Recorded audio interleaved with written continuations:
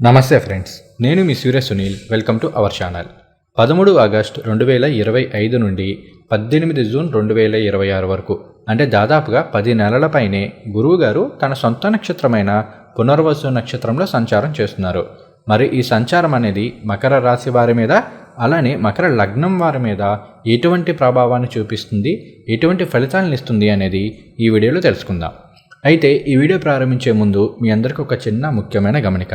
నేను ఈ వీడియోలో ఏవైతే చెప్తున్నానో అవి కేవలం గోచార ఫలితాలు మాత్రమే.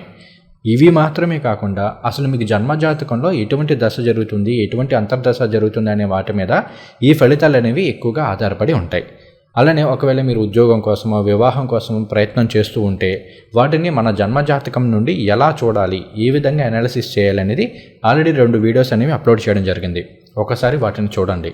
ఒకవేళ ఏమంటే మాకు ఇవన్నీ తెలీదు, మాకు జరిగే దశ అంతర్దశలు ఇవన్నీ మాకు చూసుకోవడం రాదు అనుకుంటే ప్రతి శనివారం రాత్రి 7 గంటల నుండి మన ఛానల్లో లైవ్ పెడుతూ ఉంటాము. వాటిలో పార్టిసిపేట్ చేయడం ద్వారా మీకు జరిగే దశ అంతర్దశలు, వాటికి గోచారం ఏ విధంగా ప్రభావాన్ని చూపిస్తుందనే అంశాలని మీకు వివరించడం జరుగుతుంది.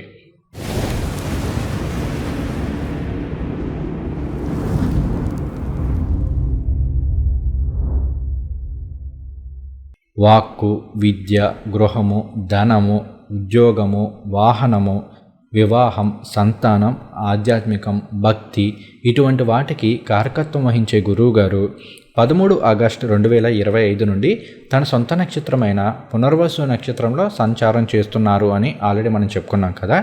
ఇక్కడ పునర్వసు నక్షత్రానికి అదితిదేవి అధిష్టాన దేవత. ఈ అదితిదేవి ఎవరు అంటే దేవతలందరికీ కూడా అమ్మ. అలానే ఈ పునర్వసు నక్షత్రం అనేది పునరుద్ధరణ అనే అర్థం వస్తుంది. పునరుద్ధరణ అంటే రీసైక్లింగ్, రీక్రియేషన్, రీస్టార్టింగ్ ఇవన్నీ కూడా. అలానే ఇవి మాత్రమే కాకుండా పునర్వసు నక్షత్రానికి సమృద్ధి, అనంతం అనే అర్థాలు కూడా ఉన్నాయి.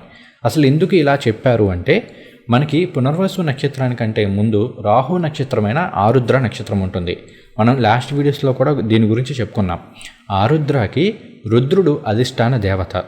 సో మనకి రుద్రుడు అంటే తెలుసు కదా, ప్రళయ రుద్రుడు అన్నమాట.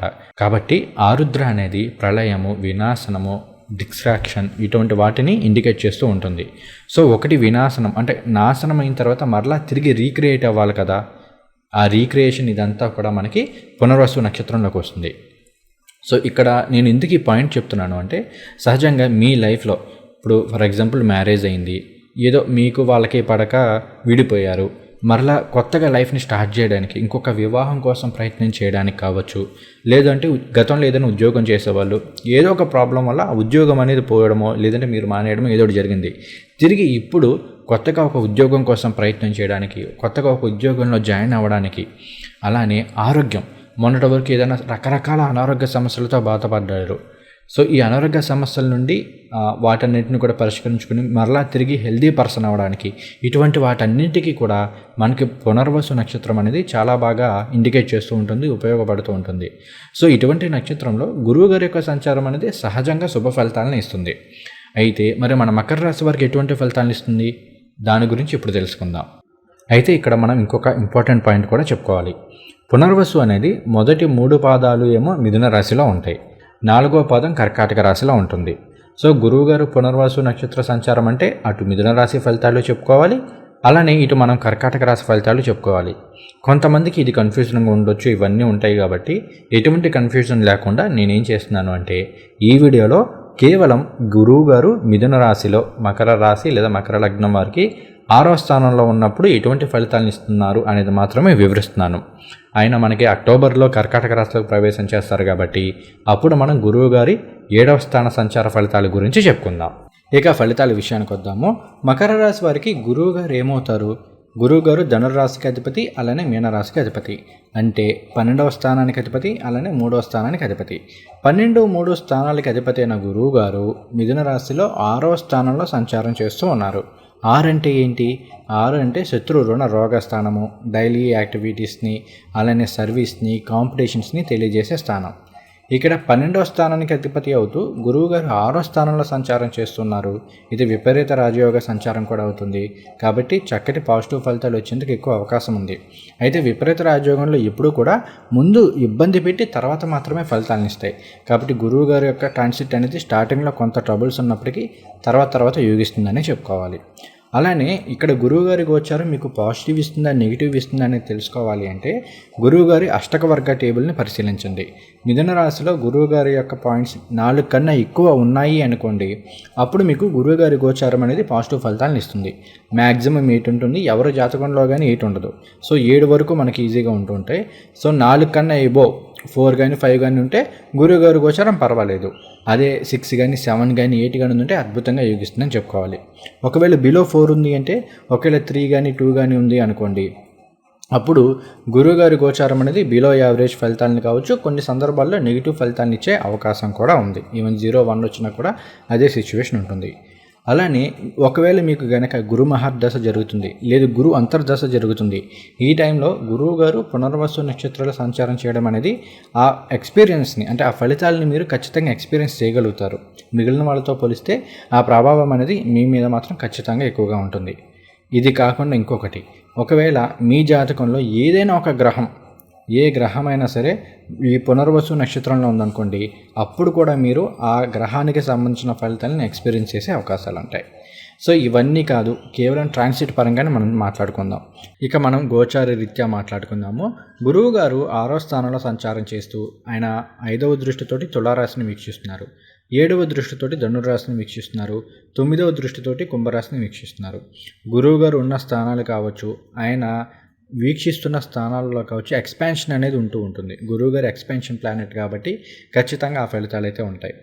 ఇక్కడ మకర రాశి వారికి తులారాశి అనేది 10వ స్థానము, ధనుర్రాశి అనేది 12వ స్థానము, కుంభరాశి అనేది 2వ స్థానం అవుతాయి.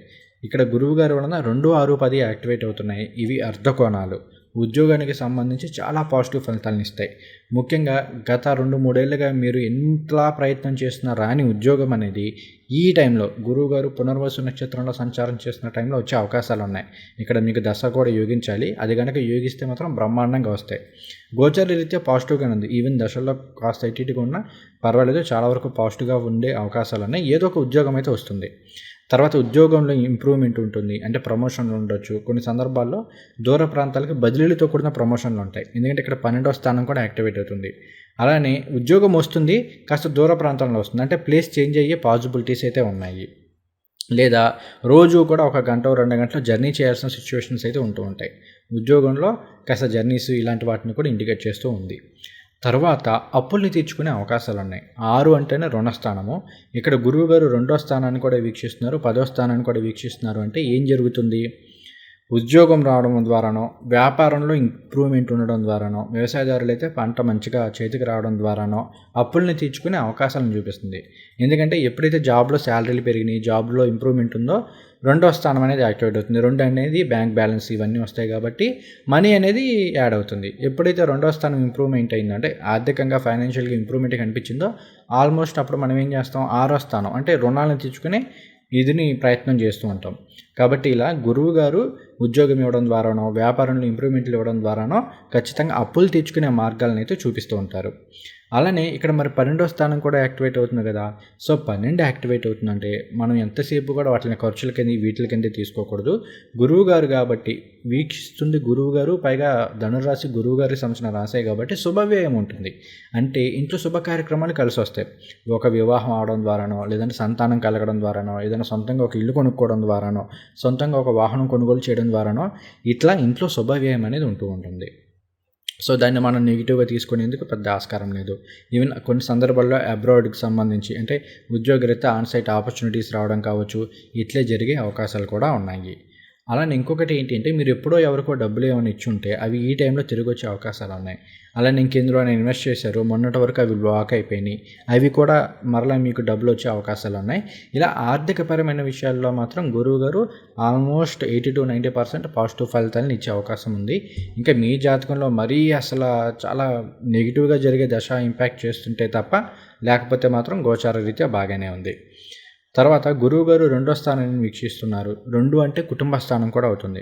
ధనస్థానం, కుటుంబ స్థానం, వాక్కు స్థానం. సో గురువుగారు 2వ స్థానమైన కుటుంబ స్థానాన్ని వీక్షిస్తున్నారు అంటే మనం చెప్పుకున్నాం కదా, ఎక్స్పాన్షన్. అంటే ఎట్లా వివాహం కాని వారికి వివాహం అవడం. సో వివాహం అయిందంటే మన కుటుంబంలో కొత్తగా ఒకరు వస్తున్నారు అంటే అక్కడ కుటుంబం అనేది ఎక్స్పాండ్ అవుతుంది కదా. సో ఇట్లా వివాహం కాని వారికి వివాహం ద్వారా కావచ్చు, సంతానం లేని వారికి సంతానం ద్వారా కావచ్చు, ఇలా ఫ్యామిలీ పరంగా కూడా కాస్త ఎక్స్పాన్షన్ ఇలాంటివి ఉండే అవకాశాలు ఉన్నాయి. అలానే మొన్నటి వరకు కుటుంబ సభ్యుల మధ్య ఏమైనా చిన్న చిన్న తగాదాలు ఇవి జరుగుతూ ఉంటే ఈ టైంలో సమస్యపోయే అవకాశాలు కూడా ఎక్కువగా ఉన్నాయి.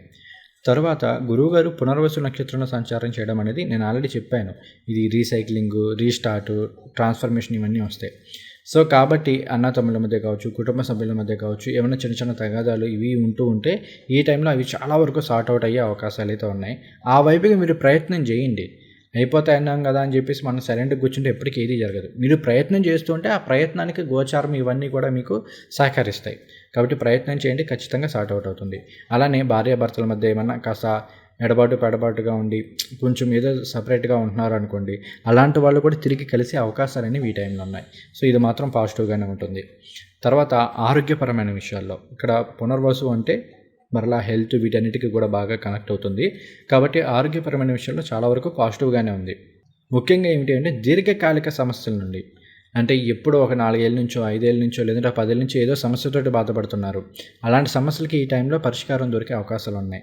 అలానే ఒక 7-8 నెలలుగా ఈ థ్రోట్ ఇన్ఫెక్షన్స్ తోటి కావచ్చు, గ్యాస్ట్రిక్ సమస్యలతోటి కావచ్చు, లేదంటే అన్నం అరుగుదల కాకపోవడము, ఆహారం అరుగుదల కాకపోవడము, ఇలాంటి సమస్యలతో బాధపడుతున్న వాళ్ళకి ఈ టైంలో చాలా మంచి సొల్యూషన్స్ అనేవి లభిస్తూ ఉంటాయి. మొన్నటి వరకు ఏంటంటే డాక్టర్ల దగ్గరికి ఎంతమంది దగ్గరికి వెళ్ళినా అన్నీ టెస్టులు చేస్తారు, అన్నీ బాగానే ఉన్నాయి అంటారు. మనకేమో సరిగ్గా ఇది అవ్వదు, గ్యాస్ వస్తూ ఉంటుంది. ఏంట్రా బాబు, వాళ్ళేమో అన్నీ బాగానే ఉన్నాయన్నారు, మనకేమో సరిగ్గా ఊపిరి ఆడట్లేదు, కడుపులో మంట వస్తుంది, నొప్పి వస్తుంది, ఏంటో ఏం అర్థం కాని సిచ్యువేషన్స్ ఉంటూ ఉంటాయి. సో అలాంటి వాళ్ళకు కూడా ఈ టైం అనేది చాలా పాజిటివ్ ఫలితాలను ఇస్తుంది. అలానే మీరు ఏమైనా గొంతు సమస్యలతో బాధపడుతున్నారు, నోటికి సంబంధించిన సమస్యలతో బాధపడుతున్నారు, అటువంటి వాటికి కూడా ఈ టైంలో గురువుగారు పునర్వసు నక్షత్రంలో సంచారం చేసిన టైంలో సొల్యూషన్ దొరికే అవకాశాలు అనేవి ఎక్కువగా ఉన్నాయి. అయితే ఇక్కడ కొన్ని సందర్భాల్లో ఒకవేళ కనుక మీకు జరిగే దశాంతర్దశలో బాగాలేదనుకోండి, అలాంటి సందర్భాల్లో కొన్ని అనారోగ్య సమస్యలు ఇస్తుంది. ముఖ్యంగా ఓవర్ వెయిట్ కావచ్చు, లేదంటే డయాబెటీస్, షుగర్ లాంటివి ఇవ్వడం కావచ్చు, ఇట్లాంటివి ఉన్నాయి. కాబట్టి కాస్త తినే ఆహారానికి సంబంధించిన విషయాల్లో జాగ్రత్తగా ఉండండి. హెల్దీ లైఫ్ స్టైల్ అనేది మెయింటైన్ చేయడానికి ప్రయత్నం చేయండి. అలానే ఆడవారిలో అయితే కొన్ని సందర్భాల్లో బాడీలో బ్లడ్ అనేది తక్కువ అవ్వడము, పీసీఓడి, పీసీఓఎస్ లాంటి సమస్యల్ని కొంత ఇండికేట్ చేస్తుంది. మరీ సీరియస్గా చెప్పడానికి లేదు 6 నుంచి, కాకపోతే చిన్న చిన్న సమస్యలను అయితే ఇండికేట్ చేస్తుంది. కాబట్టి ఈ విషయంలో కూడా కాస్త కేర్ఫుల్గా ఉండండి. అలానే ఇంకొకటి ఏంటి అంటే ఈ గురువుగారు పునర్వసు నక్షత్రంలో సంచారం చేస్తున్న టైంలో ఫిజికల్గా అంటే కూడా మానసికంగా గతంలో ఎప్పుడో చేసిన తప్పులు కావచ్చు, మనం ఏదో మిస్టేక్ చేసి ఉంటాం ఆ టైంలో, లేదంటే అరే అమ్మ ఆ టైంలో అలా చేసి ఉండాల్సింది కాదురా బాబు, ఎందుకు అలా చేసామని చెప్పి ఇప్పుడు బాధపడుతుంటారు. సో అది కరెక్ట్ కాదు కదా. సో అలాంటివి వస్తూ ఉంటాయి కొన్ని సందర్భాల్లో. ఎప్పుడు ఏదో చేసేస్తే ఆ టైంలో అలా చేసి ఉండాల్సింది కాదు, అనవసరంగా ఆపర్చునిటీని మిస్ చేసుకున్నాము అని చెప్పేసి ఈ టైంలో ఇప్పుడు దాని గురించి దిగులు పడ్డము, దాని గురించి బాధపడ్డము, ఇలా జరిగే అవకాశాలు అయితే కొంతమేర కనిపిస్తున్నాయి. అది బిజినెస్కి సంబంధించో, ఫైనాన్స్కి సంబంధించో, లేదంటే పర్సనల్ మ్యాటర్స్లోనో ఏదో ఒక విషయంలో చిన్న చిన్న డిస్టర్బెన్సెస్ ఏం కాదు, అప్పుడు జరిగిపోయినా ఇప్పుడు తెచ్చుకుని బాధపడడం ఇలాంటివి ఉంటూ ఉంటాయి. కొన్ని సందర్భాల్లో ఏంటి అంటే వాటిని ప్యాచప్ చేసుకునే అవకాశాలు ఉన్నాయి. అంటే పెళ్ళయింది, ఒక 4-5 ఏళ్ళ నుంచి కాస్త సెపరేట్గా ఉంటున్నారు, లేదంటే 2-3 ఏళ్ళ నుంచి సెపరేట్గా ఉంటున్నారు. ఈ టైంలో తిరిగి మళ్ళీ కలుద్దామనే ఆలోచనలు రావడము, దానివైపు మీరు ప్రయత్నం చేసి అది సఫలీకృతం అవ్వడం, ఇలా జరిగే అవకాశాలు ఉన్నాయి. అలానే ఏదైనా కొత్తగా బిజినెస్ స్టార్ట్ చేయాలన్నా, కొత్తగా ఏదైనా జాబ్ కానీ ఇలాంటి వాటికి ఏమైనా ప్రయత్నం చేస్తున్నా కూడా ఈ టైంలో వర్కౌట్ అవుతూ ఉంటాయి. ఇంకొకటి ఏంటి అంటే అసలు మన ప్రయత్న లోపాలు ఏమైనా ఉన్నాయో లేదో ఇక్కడ మనకు తెలిసిపోతుంది. కొంతమంది ఏమంటారు, సార్ 4 ఏళ్ళ నుంచి ప్రయత్నం చేస్తున్నామండి, 2 ఏళ్ళ నుంచి చేస్తున్నాము, ఏం అవ్వట్లేదు అంటారు. ప్రయత్న లోపాలు ఏమైనా ఉన్నాయా? ఎందుకు రావట్లేదు అంటే మనం స్పెసిఫిక్గా ఇదే జాబ్ రావాలి, ఈ శాలరీనే రావాలి, ఈ ప్యాకేజీ రావడానికి కూర్చున్నామా? లేదురా బాబు, ఏదో ఒక జాబ్ వస్తే చాలు, ముందు మనం దాని తర్వాత కంటిన్యూ చేయొచ్చు, కావాలంటే అప్పుడు మనం ప్రయత్నం చేయొచ్చు అని ఎట్లా ఆలోచిస్తున్నారు? అసలు మీ ఆలోచన విధానం ఎలా ఉంది? అసలు మీ దగ్గర లోపం ఉందా, ఎక్కడ తప్పు ఉంది అనేది ఇటువంటివి మాత్రం ఈ టైంలో మీకు తెలుస్తుంటాయి, అర్థమవుతుంటాయి. ఎస్ నేను ఇది చేశాను, ఇలా తప్పు చేశాను, ఇవి మాత్రం మీకు తెలుస్తూ ఉంటాయి. ఇంకొకటి ఏంటి అంటే ఒకవేళ మీ జాతకంలో దశలు అసలు బాగాలేదు, చాలా నెగిటివ్గా జరిగే దశాభుక్తులు ఇలా ఉన్నాయి అనుకోండి, ఈ టైంలో మీరు అనాలోచిత నిర్ణయాలు తీసుకునే అవకాశాలు చాలా ఎక్కువ ఉన్నాయి. అటు 2వ స్థానంలో రాహు కావచ్చు, అలానే అష్టమంలో కేతువు కావచ్చు, ఇక్కడ 6వ స్థానంలో గురువు గారు కావచ్చు. కొన్ని సందర్భాల్లో ఏం చేస్తారంటే అనాలోచిత నిర్ణయాలు, అసలు ఎందుకు చేస్తున్నామో ఏం చేస్తున్నామో కూడా క్లారిటీ ఉండదు, ఏదో చేసేస్తున్నాం అంతే. దానివల్ల వచ్చే కాన్సిక్వెన్సెస్ ఏంటి, అసలు మనం ఎటువంటి ఇదిని ఫేస్ చేయాల్సి ఉంటుంది, ఏమీ ఆలోచించకుండా అన్నీ నాకే తెలుసు, నేను చేసిందే రైట్, నేను చెప్పిందే రైట్ అన్న ఉద్దేశంలో వెళ్ళి చాలా సమస్యలను కొని తెచ్చుకునే అవకాశాలు కూడా ఉంటాయి. కాబట్టి ఈ విషయంలో కాస్త కేర్ఫుల్గా ఉండండి. ఏం చేస్తున్నాం, ఎందుకు చేస్తున్నాం, ఎలా చేస్తున్నాం అనేది మాత్రం 1కి 10 సార్లు ఆలోచించుకోండి. అవసరమైతే మన పెద్దవాళ్ళు ఏదైనా చెప్తున్నారు, అట్లీస్ట్ వాళ్ళు ఎందుకు చెప్తున్నారో వినండి. కొంతమంది అంటే అసలు ఎవరు మన పేరెంట్స్ ఏదో చెప్తున్నారు మనం వినాం, మనకు అవసరం లేదు, అన్నీ మనకే తెలుసు అనుకుంటాం. తీరా దెబ్బ పడ్డాక కానీ మనకి ఆ సమస్య అనేది అర్థం కాదు అదిన్ని. సో కాబట్టి ఎప్పుడు కూడా కంప్లీట్గా ఆవేశపూరితంగా మాత్రం నిర్ణయాలు తీసుకోవద్దు. మకర రాశి వారికి మరలా చెప్తున్నాను, ఈ టైం అనేది కేవలం గురువుగారు శుభగ్రహం కాబట్టి అద్భుతమైన శుభ ఫలితాలను ఇస్తాయి అనుకుంటారు, కానీ గురువుగారు అంతకు మించి నెగిటివ్ ఇచ్చిన సందర్భాలు కూడా ఉన్నాయి. కాబట్టి ఏ గ్రహం కూడా పూర్తిగా శుభుడు కాదు, ఏ గ్రహం కూడా పూర్తిగా పాపి కాదు. అక్కడ జరిగే దశాభుక్తులు, ఆయన ఉన్న మీ జాతకంలో ఎక్కడ ఎలా ఉన్నారు, వీటన్నింటిని బట్టి ఇది ఉంటుంది. కాబట్టి ఏం చేసినా కూడా కాస్త జాగ్రత్తగా ఆచితూచి చేయడం అనేది అలవాటు చేసుకోండి. తర్వాత గురువు గారు ఇక్కడ మనకి 12వ స్థానాన్ని వీక్షిస్తున్నారు కదా, సో పుణ్యక్షేత్రాల సందర్శనం ఎక్కువగా ఉంటుంది. ఎప్పటి నుంచో వెళ్ళాలనుకుంటున్న పుణ్యక్షేత్రాలకు వెళ్ళే అవకాశాలు ఉన్నాయి. స్పిరిచువల్ గ్రోత్ కోసం మనసు అనేది తహతహలాడుతూ ఉంటుంది. అది పూజలు కావచ్చు, లేదంటే ఏదైనా మంత్ర సాధనలు కావచ్చు, ఇంకేదైనా సరే స్పిరిచువల్గా మాత్రం కాస్త పీస్ ఆఫ్ మైండ్ కోసము ఏదైనా సరే కాస్త దైవభక్తి అనేది పెరగడము, ఎక్కువగా దేవాలయాలకు వెళ్తూ ఉండడము, లేదంటే ఆధ్యాత్మిక కార్యక్రమాల్లో ఎక్కువగా పాల్గొనడము, ఇలా జరిగే అవకాశాలు అనేవి ఈ టైంలో ఉన్నాయి. తర్వాత 6 అనేది శత్రు రుణ రోగ స్థానంలో శత్రుస్థానం కూడా అయింది. కాబట్టి ఏంటంటే ఇక్కడ మనకి ఆల్రెడీ చెప్పాను నేను, మీ మాట తీరు ద్వారానో ఏదో ఒక విషయం వల్ల సహోద్యోగులతో కావచ్చు, వ్యాపార భాగస్వాములతో కావచ్చు, చిన్న డిస్టర్బెన్సెస్ వచ్చే పాసిబిలిటీస్ ఉన్నాయి. ఈ విషయంలో కాస్త కేర్ఫుల్గా ఉండండి. అలానే మీరు ఎవరికి ఏదో డబ్బులు ఇచ్చి ఉంటారు, వాళ్ళు ఎంతలా మీరు అడుగుతున్నా కానీ ఇవ్వకపోయి ఉండుంటారు వాళ్ళు. సో ఈ టైంలో వాళ్ళతో గొడవలు పడడం ఇట్లా జరిగే అవకాశాలు ఉన్నాయి. ఇలాంటి విషయాల్లో చాలా కేర్ఫుల్గా ఉండండి. ఎందుకంటే 6 అనేది ఇక్కడ 12 కూడా యాక్టివేట్ అవుతుంది. 6, 12 యాక్టివేట్ అవుతుందంటే మళ్ళీ కొన్ని సందర్భాల్లో ఈ కోర్టు కేసులు కావచ్చు, పోలీస్ స్టేషన్లో కేసులు కావచ్చు, ఇట్లా అయ్యే అవకాశాలు కూడా ఉన్నాయి. సో మాట్లాడే విధానం అనేది కొంచెం మార్చుకోండి, సరిపోతుంది. అలానే హెల్త్ వైజ్ కూడా ఇంతకుముందు చెప్పాను నేను, హెల్త్ చాలా వరకు బాగానే ఉంటుందని. బాగుంటుందన్నాను కదా అని చెప్పేసి ఏదో షుగర్ ఉంది, తగ్గిపోయింది, ఏదో ఒక విధంగా ఎక్సర్సైజ్ చేశారు, లైఫ్ స్టైల్ చేంజెస్ చేసుకున్నారు, షుగర్ కంట్రోల్లో ఉంది కదా అని చెప్పేసి ఎక్కువగా ఫుడ్ తినేయడము, లేదంటే గ్యాస్ట్రిక్ సమస్యలు ఉండాలి, తగ్గిపోయినాయి, చాలా వరకు గ్యాస్ట్రిక్ సమస్యలని తగ్గినాయి, అమ్మాయి తగ్గిపోయినాయి కదా అని చెప్పేసి మరలా ఈ మసాలాల ఫుడ్లు, కూల్ డ్రింక్లు ఇవి ఎక్కుతుంటే మరలా అవి తిరగబట్టే అవకాశాలు ఉన్నాయి. కాబట్టి హెల్దీ లైఫ్ స్టైల్ అనేది చేసుకోండి, సరిపోతుంది. తర్వాత మనం నక్షత్ర గోచారం పరంగా చూద్దాము. నక్షత్రం పరంగా చూసుకుంటే ఈ టైం అనేది మకర రాశిలో ఉన్న శ్రవణ నక్షత్రం వరకు మాత్రం చాలా పాజిటివ్గా ఉంది. ఖచ్చితంగా గురువుగారు పునర్వాసులో నక్షత్రంలో సంచారం చేయడం అనేది మీకు చాలా వరకు ఆపర్చునిటీస్ని, చాలా మంచి శుభ ఫలితాలను అయితే ఇస్తుంది. ధనిష్ట నక్షత్రం వారు, ఉత్తరాషాఢ నక్షత్రం వారు మీరు మాత్రం కాస్త జాగ్రత్తగా ఉండండి. మీకు కాస్త ఏంటంటే మిక్స్డ్ రిజల్ట్స్ అయితే కనిపిస్తున్నాయి. అటు పాజిటివ్ ఉంటుంది, అలానే at the same time negative కూడా ఉంటుంది. ఒక విషయంలో పాజిటివ్ చేసిందంటే ఇంకో విషయంలో నెగిటివ్ ఇచ్చే అవకాశాలు ఉంది. ఫర్ ఎగ్జాంపుల్ ఉద్యోగం ఇస్తుంది, చాలా మంచి ఉద్యోగం ఇస్తుంది, లేదంటే ఉద్యోగంలో ప్రమోషన్ ఇస్తుంది. అట్ ద సేమ్ టైం ఉద్యోగం ఎక్కువ గంటలు పనిచేయాల్సి రావడం, ఇప్పుడు 8 గంటలు కాస్త 12 గంటలు 13 గంటలు చేయాల్సి రావడం వలన పర్సనల్ లైఫ్ అనేది డిస్టర్బ్ అవుతుంది, లేదంటే ఫ్యామిలీ లైఫ్ అనేది డిస్టర్బ్ అవుతుంది. లేదా ఉద్యోగం వస్తుంది, ఎక్కడో దూర ప్రాంతాల్లో వస్తుంది, సో మీ ఫ్యామిలీని వదిలి వెళ్ళాల్సి వస్తుంది. ఇలా ఒక పాజిటివ్ ఉంటుంది, దానికి తగ్గట్టుగా ఏదో ఒక నెగిటివ్ అయితే వస్తూ ఉంటుంది. కాబట్టి మీరు ప్రతిరోజు కూడా దక్షిణామూర్తి స్వామివారి స్తోత్రాలు పారాయణ చేసుకోండి, చాలా పాజిటివ్ ఫలితాలు అయితే ఉంటాయి.